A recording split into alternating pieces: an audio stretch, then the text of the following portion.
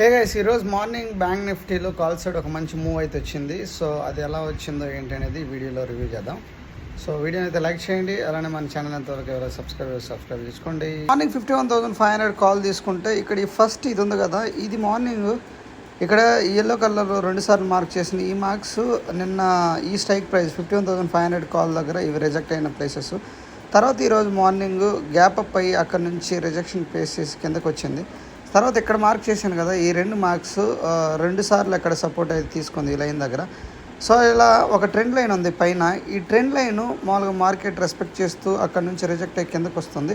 ఎప్పుడైతే మార్కెట్ ఈ trend line break చేసి పైకి వెళ్ళిన తర్వాత మళ్ళీ రీటెస్ట్ చేసింది.